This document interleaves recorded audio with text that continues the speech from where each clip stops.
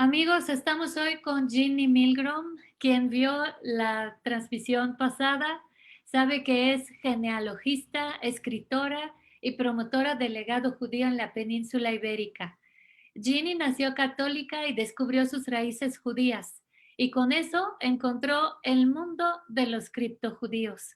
Así que vamos con Ginny para que nos explique un poco acerca de costumbres y huellas de los criptojudíos. Es un honor, Ginny. Muchísimas gracias, May, estar aquí contigo otra vez. La verdad que el honor es mío. Y la última vez que estuvimos juntas, yo les conté cómo es que yo había regresado a la religión judía, habiendo nacido católica en Cuba. Hoy día yo vivo en Miami.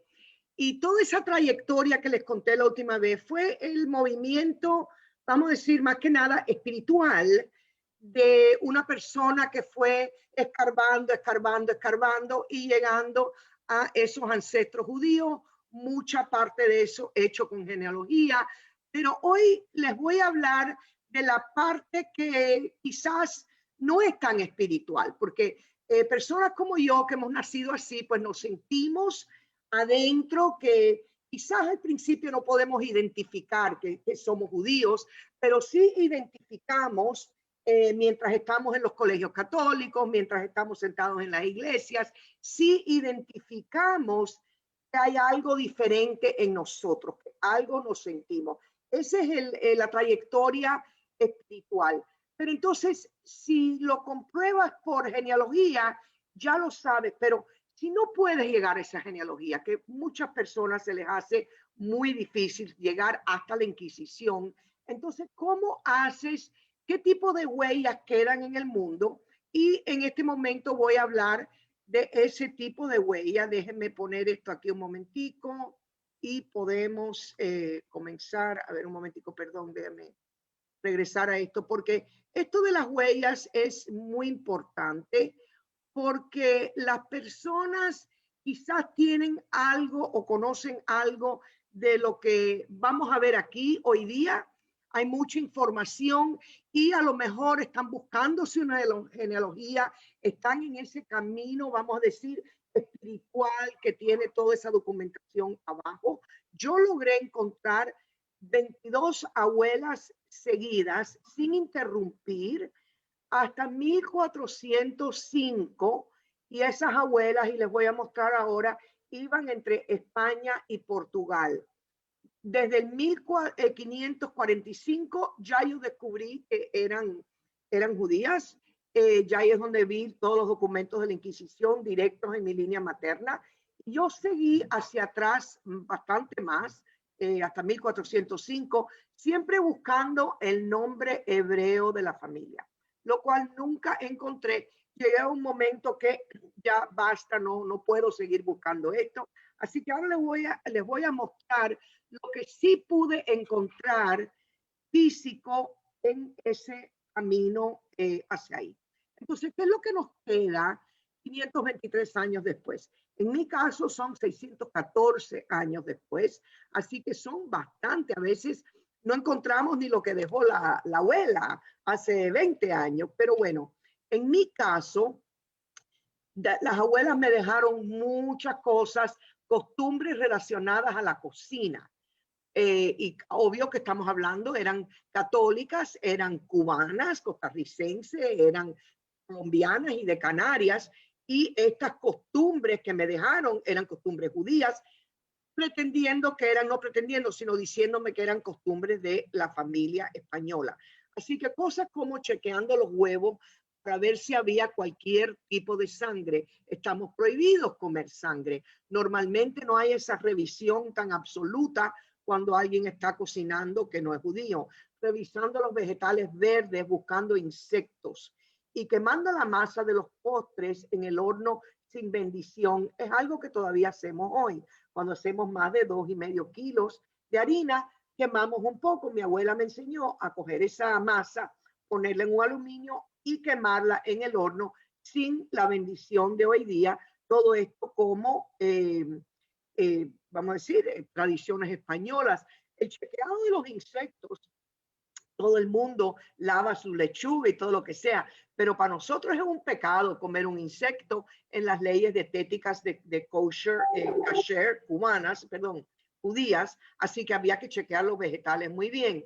Algunas familias prendían velas todos los viernes y se lavaban las manos antes de comer y después de la comida decían sus rezos. Eso nunca lo hicieron en mi familia, pero sí he escuchado muchas otras familias que tenían esa costumbre de prender velas los viernes. Siempre nos queda eso de muchos casamientos entre primos y muchas monjas y muchos curas en la familia. ¿Y por qué era importante tener tantos curas y tantas monjas? Porque las monjas estaban albergando a mucho de la familia cuando llegaba la Inquisición. Estoy hablando de monjas católicas, y ahí metían a las muchachas muchas veces en los conventos. Y los curas, mucho cura, porque estaban asegurándose que uno seguía más o menos el ritual judío mientras seguían las leyes católicas. O sea que esto de las curas y las monjas, eso es, yo sé que cuando yo me empecé a hacer mi conversión y regresar al judaísmo, mi mamá, que no le gustó nada, me decía, ay, pero tenemos no sé cuántas curas y no sé cuántas monjas de toda la vida. Y yo pensando, bueno, eso es fantástico oír, porque es una de las buenas señales. Nos quedan esas señales si empiezas a haber muchos casamientos entre primos. Ritos del matrimonio, como poniendo un velo sobre los hombros de los novios. Esto es una costumbre totalmente sefaradí, que lo hacen hoy día con un talit. Pero cuando yo me casé la primera vez, que estábamos en la catedral, mi ex esposo y yo, mi mamá y mi abuela corrieron con esta tela, no sé, mantilla, como quiera, de la familia, y no me lo habían dicho. Toda la ceremonia la pasamos con eso, que así es como se casan los novios sefaradí, llevando a la novia a un baño ritual con las mujeres de la familia. Eso es algo que todavía sigue. Muchas personas siguen esa, no llevarlas a un baño ritual, pero sí esas reuniones entre las mamás y las abuelas y las tías el día antes de la boda, enterrando a los muertos en 24 horas. Esa es una costumbre judía. O sea que todo este tipo de costumbres nos quedan como si fueran costumbres españolas o de la familia. Artefactos físicos es raro, pero se ven de vez en cuando algunas joyas que les voy a mostrar, detalles en la arquitectura y en las paredes de las pequeñas aldeas en España y Portugal. Físicamente también existen expedientes genealógicos y documentos de la Inquisición. Usualmente no tenemos evidencia de cementerios ni sinagogas, porque normalmente cuando una persona encuentra a sus ancestros, pues ves a los cementerios y vas viendo. Nosotros destruyeron los cementerios judíos, para casi todos destruyeron las sinagogas. O sea, esa parte de nuestro legado, eso sí se destruyó, si no es, vamos a decir, cuando ya llegaron a Jamaica o llegaron a Curazao o llegaron a todas estas islas, que entonces sí habían marcas en algunas tumbas, pero en general eso lo perdimos. Aquí pueden ver, y lo interesante, en este cuadrito aquí, arriba y chiquito, mi familia se movió continuamente en este cuadrito que ustedes ven ahí, en ese punto. Por 600 años iban de un pueblo al otro, pasaban 200 años, pasaban 200 años en otro. Entonces, ¿qué tipo de huella me dejaron ahí? Pues, por ejemplo, en Braganza, en Portugal, ellos eran de todo el tipo de trabajo. Cuando uno aprende los oficios de lo que era la familia, mientras más para atrás vas, más aprendes sobre sus huellas. Eran zapateros, hacían sombreros, hacían las pieles y trabajaban con todo tipo de piel. Así que estos eran oficios judíos. Entonces ya esa huella es muy importante. Por eso para mí siempre fue muy importante aprender lo que hacían y también donde vivían, porque en la historia Braganza y Alcañices, donde vivieron también, Se sabe que vivieron 50 familias judías. Mi familia fue una de esas 50. No pude ver eso, pero, o sea, específicamente, pero también 2 y 2 son 4, ¿no? Si veo que vivieron en Alcañices como judíos escondidos por 200 años o 100 años, y después leo en la historia de Alcañices que vivían 50 familias de tal año a tal año, ya yo sé que mi familia era una de esas. Sin embargo, aquí donde he hecho los círculos, mira, estaban bien al norte, y aquí lo pasaron la Inquisición de Coimbra en Portugal, la Inquisición de Lisboa y la Inquisición de Sevilla. Entonces, pues ahí me empecé, uno tiene que aprender un poco de historia, ver las huellas, entender qué fue lo que pasó. Sevilla es donde eran los mercados más grandes, donde se vendían las pieles, los sombreros, los zapatos, etcétera. Y iban todos los que hacían artesanos, que hacían este tipo de cosas, iban, no importa de dónde, y llegaban a Sevilla a vender lo que tenían, lo que habían hecho. Entonces, por eso es que muchos los agarraban en Sevilla, porque se ponían una camisa limpia o no vendían lo de ellos el sábado para guardar el sábado. O sea, uno tiene que, para ver las huellas de su propia familia, tiene que ver bien dentro de los expedientes, ya sean cartas de dote o testamentos. Cuando uno ve los documentos genealógicos, no es solo para no tener un eslabón perdido, es para aprender todo esto. Cuando uno lo ve, bueno, ¿por qué los prendieron en Sevilla? Entonces aprendes que ahí es donde estaban vendiendo las cosas. Pues estos son ejemplos de herencia física. Normalmente no hay. Aquí pueden ver a mano derecha, hay una estrella David dentro de la M. Esto es una amiga mía muy buena mexicana, y este es de su familia. Y ella me lo prestó para, o sea, me mandó la foto y la uso mucho porque más evidencia que la M de su apellido en una estrella, yo creo que no hay. El arete con la estrella de David en el centro, esta fue una estrella que me dejó mi abuela, estos aretes el día que ella murió. Y esto ya lo hablé en la última vez que di la charla. Esto fue cuando yo recibí esto, el día de su muerte. Yo empecé en ese momento a buscar el linaje judío nuestro. Y el último aquí a mano izquierda, también la mano de Dios, algo que también me dejó mi abuela. Sí, esto es algo que también usan los musulmanes, pero como mi abuela me lo dejó a mí y sabemos que eran judíos escondidos en la familia, pues estos son el tipo de cosa que queda, pero no es muy usual. Entonces, las evidencias en las paredes es una de las cosas más fuertes que tenemos en España y Portugal.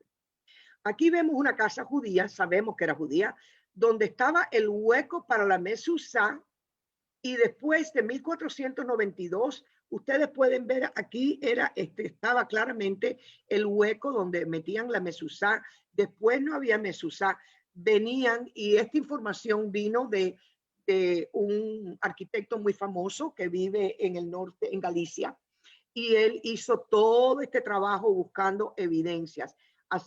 Rebajaban la pared, como ven aquí a mano derecha, y eso lo tocaban al entrar a la casa.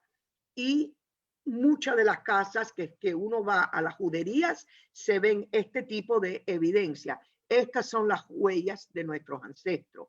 Emilio Fonseca, que es buenísimo arquitecto y ha estudiado esto mucho. Esto es una calle típica, puede estar en cualquier lado, de artesanos judíos donde siempre tenían este banquito afuera, porque los artesanos vendían nuevamente todas sus cosas, lo mostraban alante de sus casas, zapateros, curtidores, vendían telas, y las fotos de abajo en el dintel tienen unas ondulaciones, y muchas veces tenían otras pájaros y otras cosas decorativas.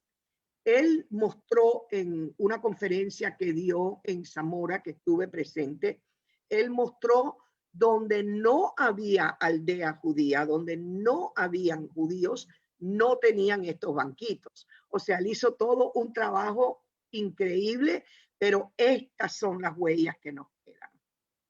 Otras evidencias que tenemos, este es en el pueblo de Fermoselle, de mi familia. Aquí a mano izquierda ven una cruz encima de todas estas bolitas que ven aquí, que los historiadores me dijeron que son los tribus de Israel como cortados por una cruz, pero arriba, y esto todavía está ahí, cualquiera lo puede ir a ver, está el nombre de Dios en hebreo, Yud-Hei, Vav-Hei. O sea que clarito, clarito dice el nombre de Dios encima de esta cruz, encima de todo esto. Esto es lo que nos queda. Este baño ritual judío en Fermoselle también tiene los 7 escaleras típicas, así como entrada de agua natural. Lo miramos por atrás, lo miramos por adelante. Tuvimos historiadores con nosotros. Así que algo muy interesante de las cosas que todavía no ha llegado, vamos a decir, la civilización moderna a destruirlo todo. Nos quedan esto en las paredes. Pero lo más interesante son los que se llaman cruces conversas. Estas cruces que ustedes ven aquí estaban hechas por los criptojudíos y normalmente abajo, en este círculo adentro, había un ancla o solo le ponían un círculo. Estaban muchas veces a la entrada de las iglesias, a la altura donde normalmente estaba la mezuzá. O sea, estas, todo subiendo y bajando España y Portugal, especialmente cerca del río Duero, donde estaba mi familia, todo eso que hoy día le dicen la raya, subiendo y bajando. Si vas en carro, te bajas en el pueblo más abandonado que puedes encontrar y empiezas a caminar esas calles, vas a ver dónde están todas estas simbologías y se ve, y le decían cruciforme de guarda. En Portugal, en Guarda aparecieron más de 80 de estas cruces conversas, como le dicen hoy día. Normalmente son cruces latinas con un círculo o un ancla al final. A veces tienen una especie de como, luce como que si estuvieran en escalones, los escalones de Sion. A veces luce que tienen encima como una menorá, tienen la letra Shin, encima también la letra hebrea. Fue una profesora de la Universidad de Salamanca que descubrió primero estos cruciformes de guarda. Cuando regresó, esto fue hace como 15, 20 años, cuando regresó a la universidad con toda esta evidencia allá en Salamanca, la votaron. La mujer era brillante. Después hizo varios libros sobre esto y se murió hace como 5 años. Me hubiese encantado sentarme a hablar con ella, pero sí, todo esto lo empezó esta profesora de la Universidad de Salamanca, y si lo quieren buscar en el internet, ahí sí lo tienen que buscar bajo cruciformes de guarda. Casi toda la información la pueden encontrar ahí. Todavía en el pueblo de mi familia está esta cruz conversa que está encima de unos escalones. A la entrada de la iglesia no se ve muy bien, pero aquí hay una cruz conversa y está suavecita. Ellos la tocaban a la entrada y entraban a la iglesia como si estuvieran y decían lo siguiente, les digo. Y normalmente dentro de la iglesia decían un dicho que decía: yo no quiero madera ni piedra. Adonai es mi barco. Yo no quiero ni estrella, ni madera, ni piedra. Adonai es mi barco. Como diciendo, yo no creo lo que estoy haciendo, pero lo tengo que hacer de todas maneras. Y esto era un dicho muy fuerte, está en portugués, está en español, y esto es algo que decían cuando entraban. Todavía existen todas estas bodegas debajo del pueblo de mi familia, que se puede ir de un lado del pueblo al otro. Evidencias de un pasado judío.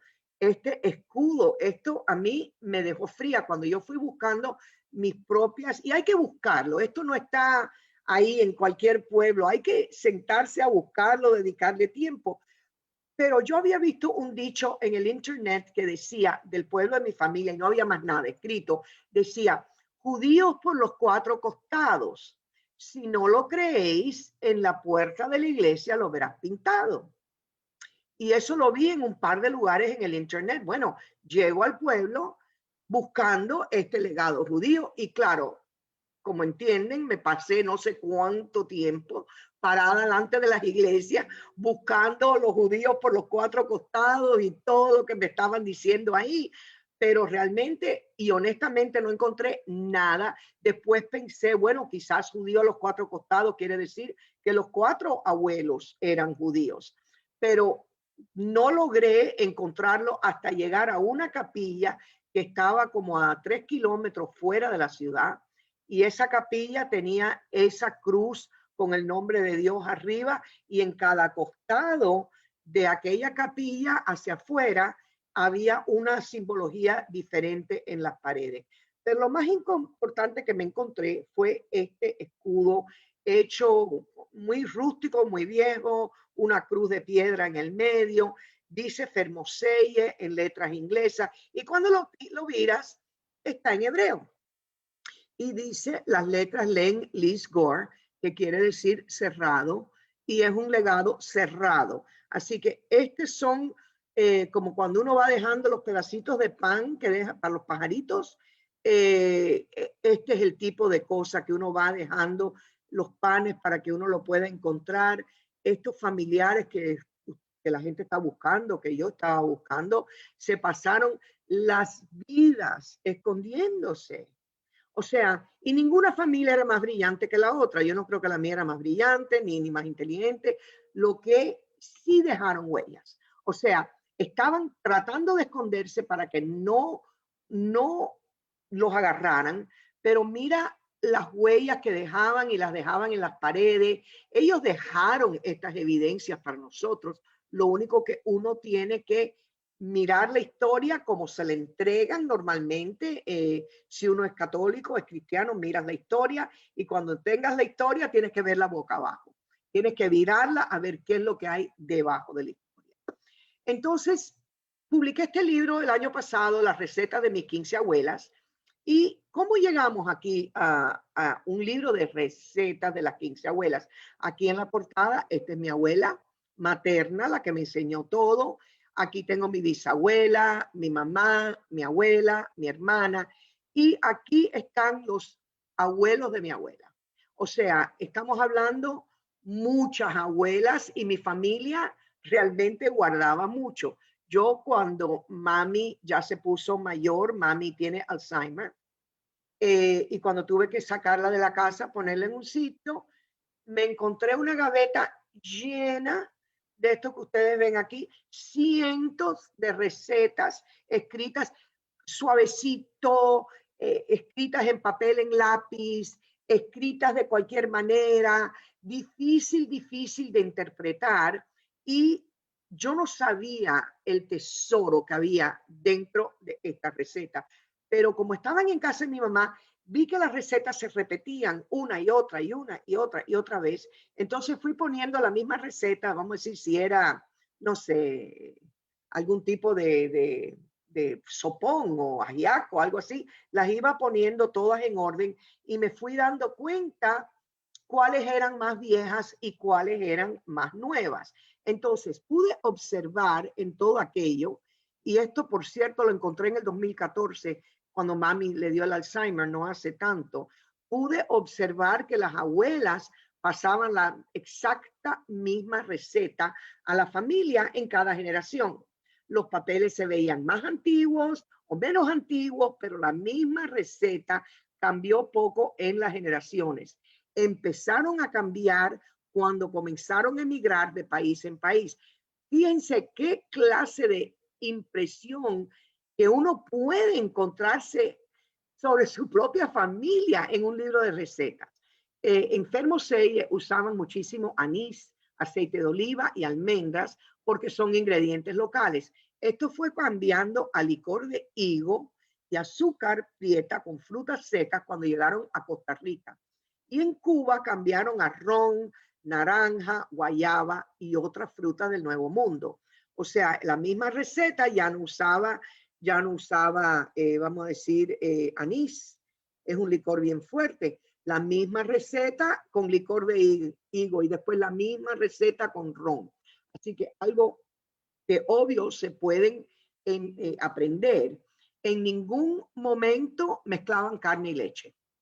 En ningún momento. En esas cientos de recetas que mezclar carne y leche es algo de las leyes dietéticas kasher. Nuestras no mezclamos carne y leche, no lo mezclaban. En ningún momento usaron carnes no kosher, tal como cerdo y ningún tipo de jamón en las recetas. Y siendo de España, que en España es lo que se come, esto es una fuerte señal que ellas estaban manteniendo las leyes dietéticas. El uso de estas carnes prohibidas más o menos comenzó en los años 1930 en Cuba. Entonces, efectivamente, mis padres, que yo crecí comiendo jamón y cerdo, obvio, porque éramos una familia cubana, pero cuando empecé a ver toda esta información, nunca lo comieron antes del año 1930. Muchas recetas de pesa utilizaban almidón de maíz o almidón de papa, que no es usual en épocas antiguas, y es claro que no estaban usando harina, estaban haciendo la receta. Y no es que decía torta de Passover o torta de pesa, realmente solo no estaba usando estos ingredientes. Las tradiciones de las familias criptojudías muchas veces pasan como recetas. Y yo creo que es importante, si ustedes están buscando su propio legado, su propia ancestría, es importante, busquen esos libros viejos de las abuelas, pregúntenle a las tías, todo eso es algo importante. Yo tenía en uno de los libros de la abuela, había estaba escrita por ella y decía chuletas tía Paulita. Y yo no quería, y yo ya había decidido escribir el libro sobre la receta de las abuelas.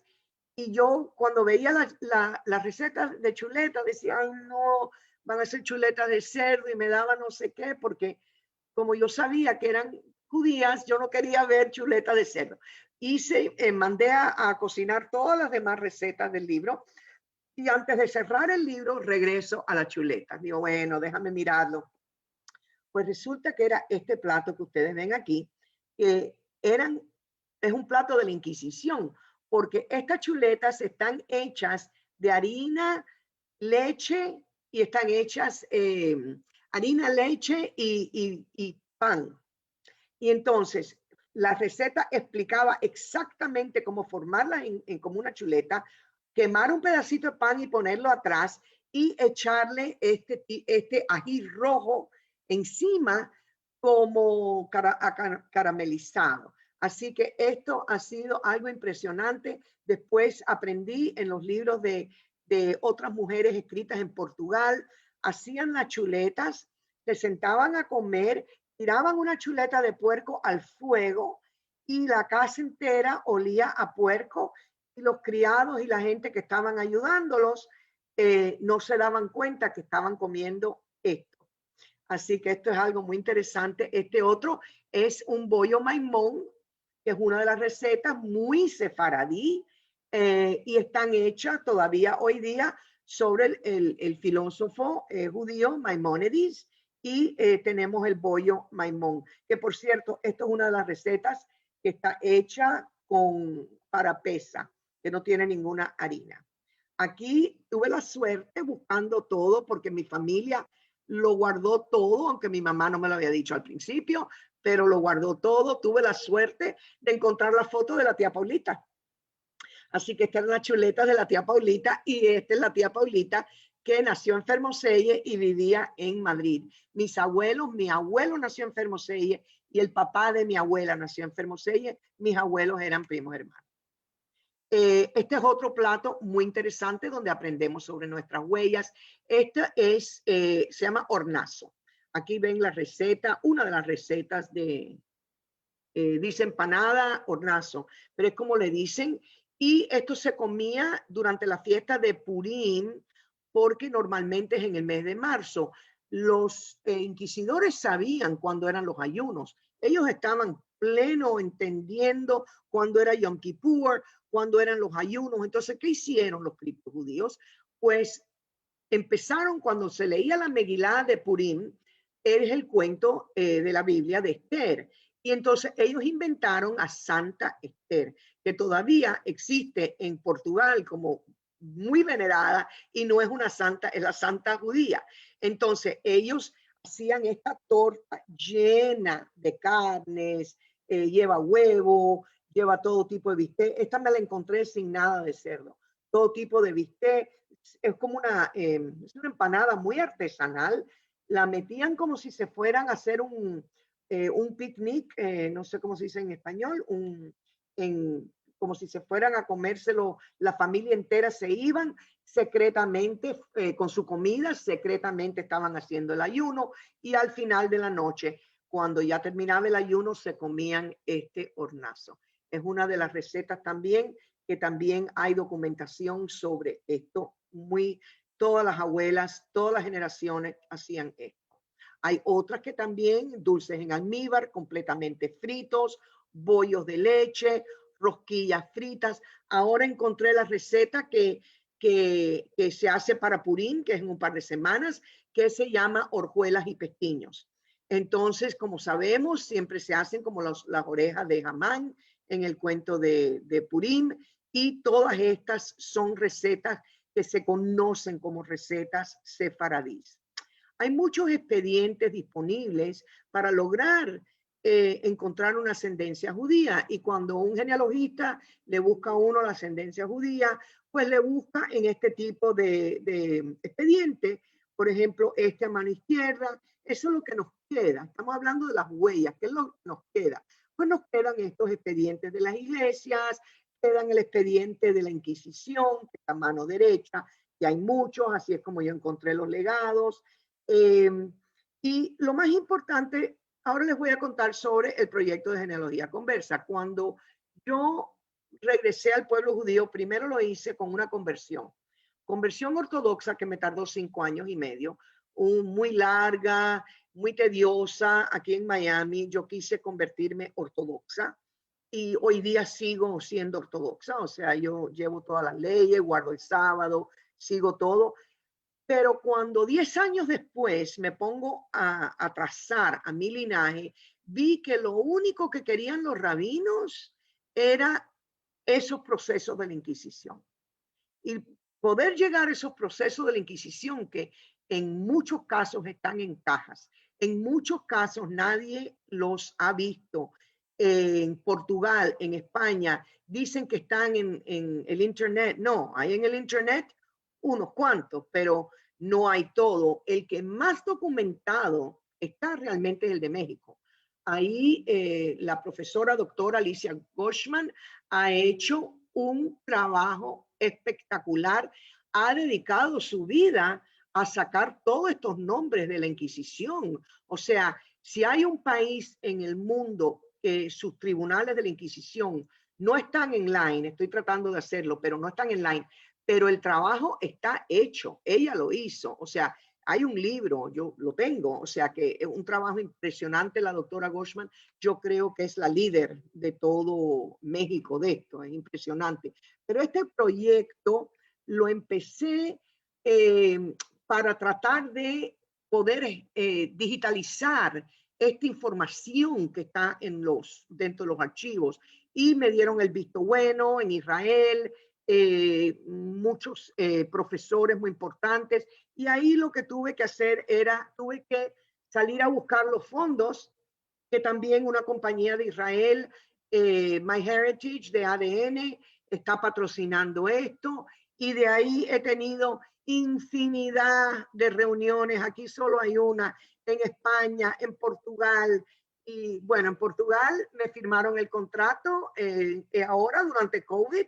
Tenemos los equipos de scan sentados en la puerta en Huacales esperando que nos dejen entrar para que ya las personas puedan de verdad físicamente. Yo aquí a mano derecha estoy aguantando el expediente de un familiar mío de la Inquisición, pero como los rabinos lo que quieren son estos, entonces hay que digitalizarlo. He tenido mucha resistencia en España, pero ahí vamos. Quería mostrarle cómo son los laboratorios para restaurar estos documentos tan delicados, porque ¿Te imaginas? Son de 1400, 1300, se están desboronando en las manos.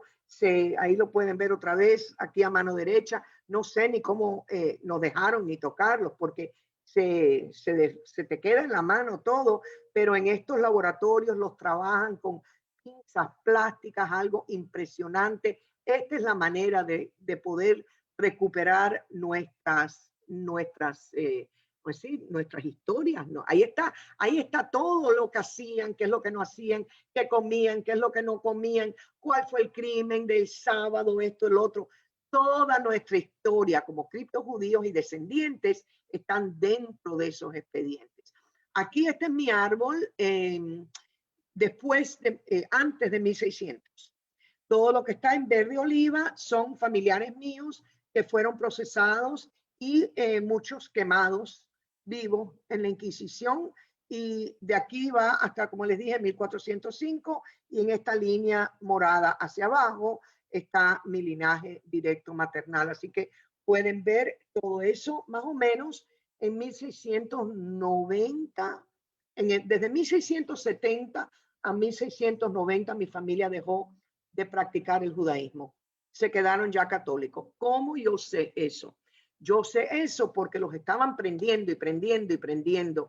Y ya en esa fecha, y como dije antes, no eran más inteligentes que los demás, pero como ya no los agarraba la Inquisición, ya se volvieron expertos en rezar bajo tierra. Pero yo creo que el agotamiento mental, el agotamiento de tener que estar escondido, mintiendo, haciendo telarañas para que no encontraran lo que yo he encontrado aquí, ya era mentalmente, ya no podían más, honestamente. Pero eso no quiere decir que todo el mundo no pueda encontrar algo. Si no es la joya, es las paredes. Si no es las paredes, son las recetas. Si no es la receta, es la genealogía. Cualquiera que se sienta que tiene estas raíces, tienen que, como dije antes, tener la historia y virarla boca abajo.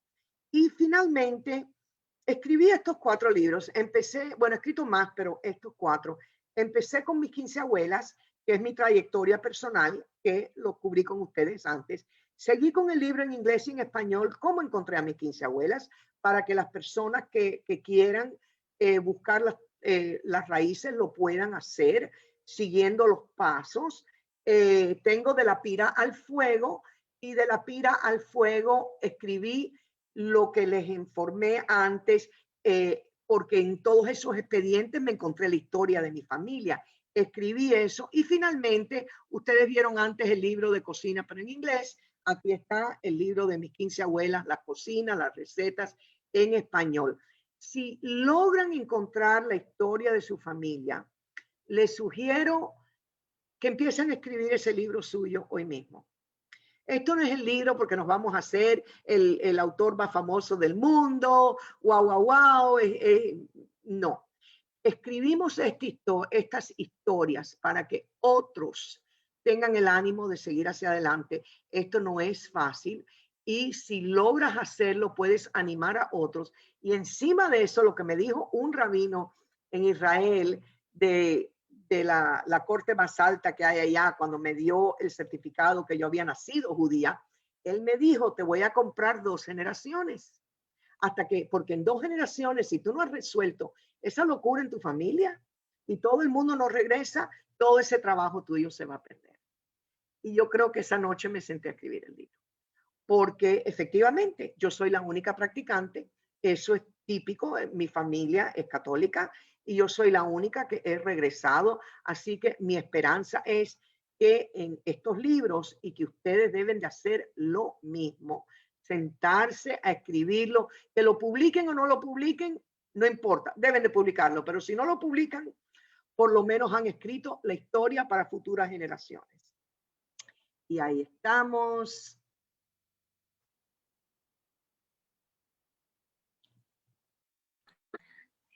Jenny, surgen varias preguntas que la gente nos envía y que también son preguntas personales.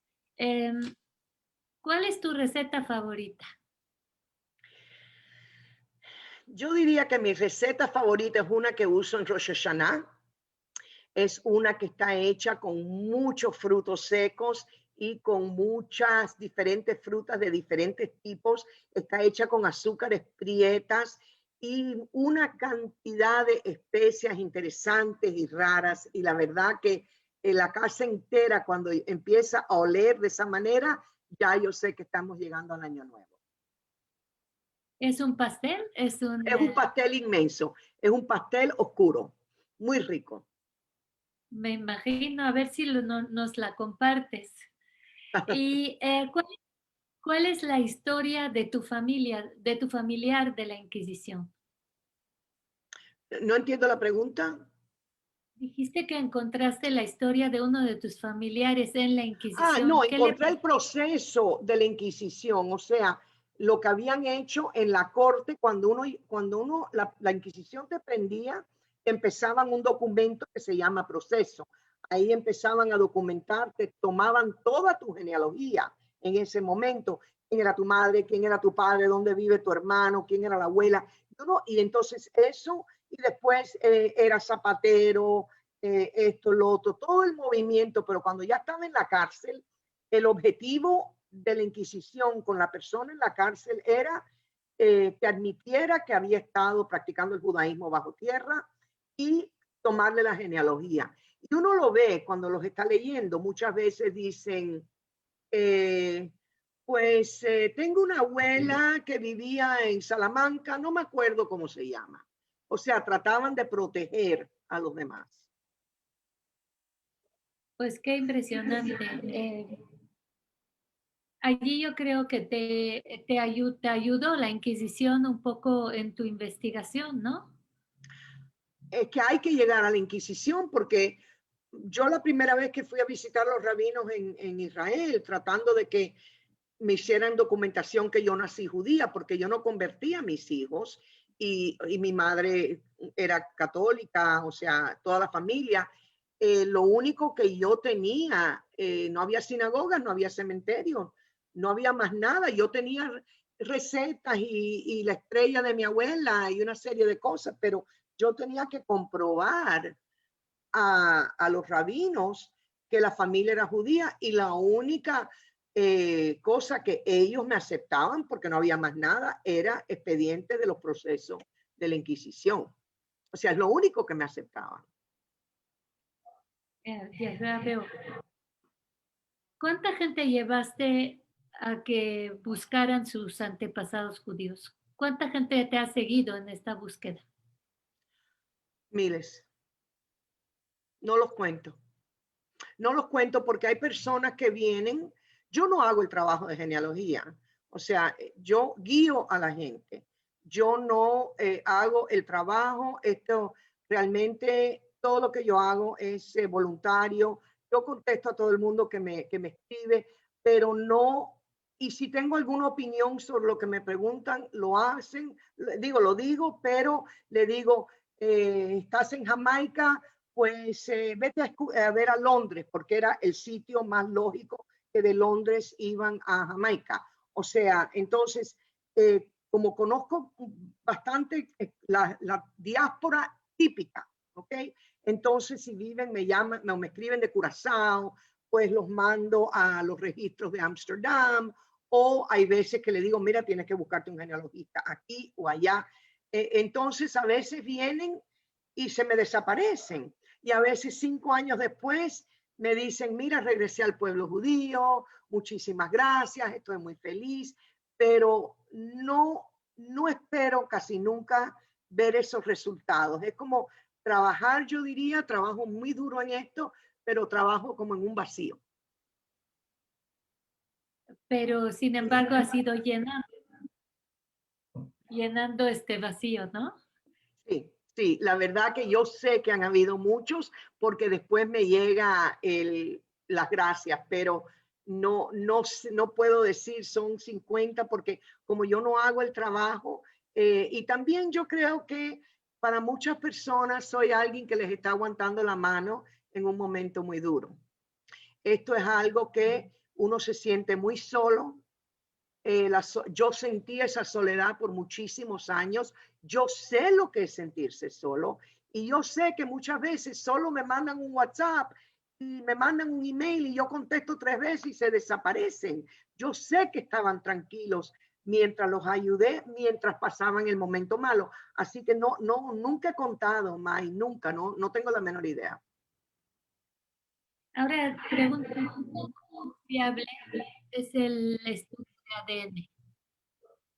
Perdón, te me Los cortaste. estudios de ¿Qué tan confiables son los estudios de ADN?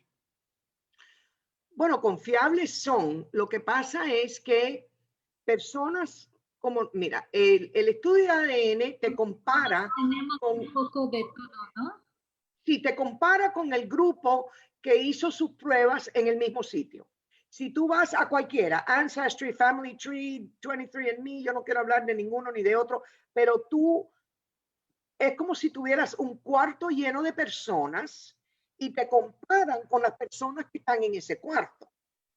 Si en ese cuarto no hay nadie de España y Portugal, y si en ese cuarto no hay nadie que es judío, entonces no te va a salir que eres de Portugal y España y no te va a salir que eres judío. Entonces, es importante hacer las pruebas en muchos sitios y hay sitios que uno sube las pruebas y vas, por ejemplo, MyHeritage de Israel y Family Tree DNA tiene bases de datos muy grandes judías, pero vamos a entender cómo es que ellos determinan quién es judío.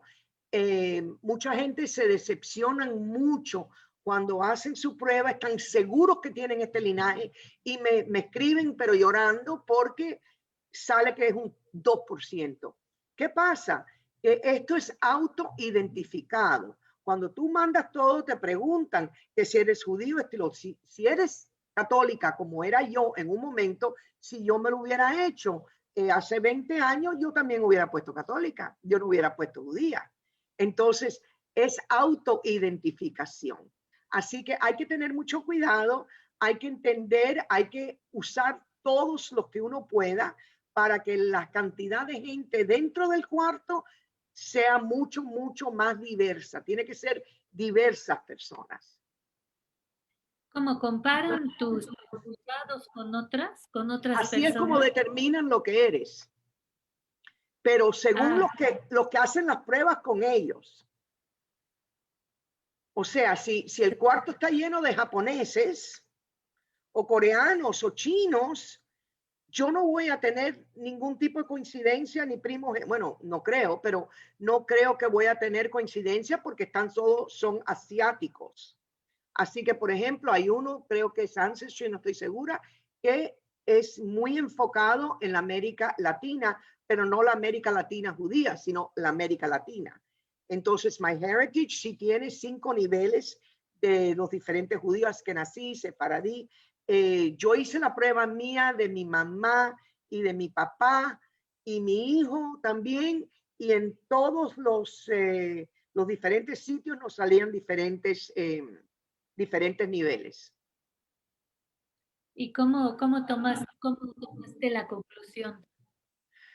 Yo la conclusión mía, mami tenía un incidente muy alto, pero muy alto. Mami, yo he estudiado hasta el último ancestro en el árbol de mami, hasta el último, pero una cantidad de ancestros que he estudiado, y a mami le salió una incidencia de 18% Ashkenazí. Me perdonas, pero yo no sé de dónde salieron esos Ashkenazí, porque no había ni una mujer, porque acuérdate que es mujer tras mujer tras mujer la prueba que yo hice, no había ni una mujer que se había escapado, que yo sepa. Entonces, un 18% es alto, le salió muy alto también el sefaradí a llegar al 49%, pero yo me quedé fría viendo el resultado de mi mamá. Mi papá igual, también como un 15 o 20% ashkenazí, y la verdad que yo no vi tampoco nadie en el árbol de papi que era ashkenazí. Así que, otra vez, autoidentificación. Si tienes gente que eran de Marruecos, sefaradí, se casaron con ashkenazí, la familia hace 200 años, y la persona se identificó como ashkenazí, uno va a salir ashkenazí. O sea que hay que entender de dónde está saliendo la data, pero si sale judía, sea uno o el otro, es judía. Pues muchísimas gracias, Gina, por esta apasionante conferencia. Y pues seguiremos también con este tema de los criptojudíos que es interesantísimo en una próxima transmisión. Muchas gracias, May. Siempre es importante estar aquí contigo. Gracias. Bye bye. Cuídate.